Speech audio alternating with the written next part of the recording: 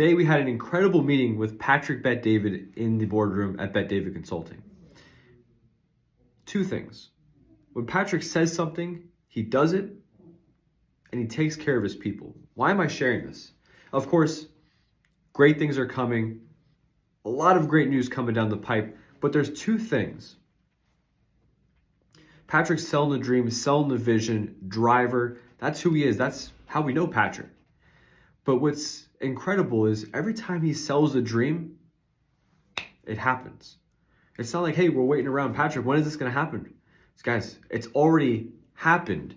I'm just telling you now. And we're always continually processing it. It's incredible. It's exciting. It's invigorating, to say the least. And another thing is he takes care of his people. I don't really need to shine too much light on this area, but in-house, when it comes to the culture, when it comes to the dynamic, when it comes to what we're solving for, what we're driven for, man, even the mission of Valuetainment, it comes down to taking care of us. Patrick always says a good CEO works for their people. A good CEO works for their people. And Patrick makes it crystal clear. We had an extraordinary meeting talking about what that means that he takes care of us. And it's very grateful, I'll say that. But I want to share this.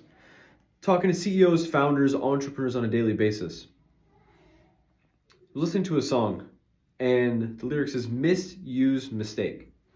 I was processing because I remember talking to Patrick, this is probably close to about a year ago. And he said, that's totally fine. I mean, I can admit it was definitely a mistake that happened or something that should have never happened. Maybe it was performance-based. And he said, that's fine, but learn from that mistake and don't ever make it again. As entrepreneurs, as business owners, as we go down this lane of taking care of our families, driving towards our God-given purpose, or whatever it might be, we work day and night, weekends, birthdays, holidays, it's all one. It doesn't matter. Why? Because we're going like this. But the biggest thing an entrepreneur fears is making that mistake.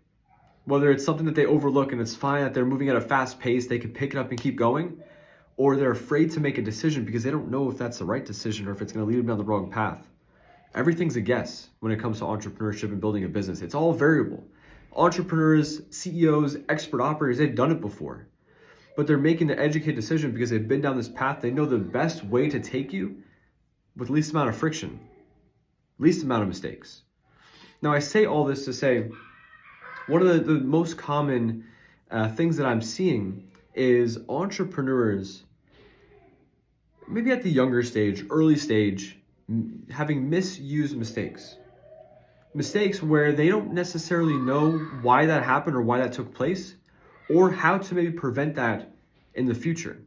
Just a couple things that I'm seeing, but what I would say in reference to all of this, the biggest thing I know, and the lately the conversations as we're exiting January of the new year, is one, know your formulas, and two, what is your system? If you have everything down to a system, for example, Tom Ellsworth, he creates systems so simple, they're duplicatable. If you can create a system that's duplicatable, you're golden. All you have to do is follow your formula. What does that mean to you? What does that mean to get you to that next spot? Make that first mistake. Oh, shoot, I should have never done that. You know what? Good news. Hey, everybody else who's followed me down this path, I know to highlight this point. Guess what? That's never going to happen again. That's the best case scenario. An entrepreneur that's very dedicated and motivated, they're ready to say, you know what, man, I'm glad I had all those roadblocks, those road bumps, those speed bumps. Why? Because I know, man, I was that resilient. It doesn't matter how many times I was knocked down, I got back up. We know that saying, but it's how much that I learned throughout the journey, how much I'm able to implement down the road. As many entrepreneurs or many wantrepreneurs that want to go down that path of entrepreneurship, building a business, but they want the shortcut. They don't want the mistakes. They don't want all that. Why? Because why get slapped in the face? Why risk going bankrupt? Why risk degrading my name? Man, that sucks. But hard things don't come easy.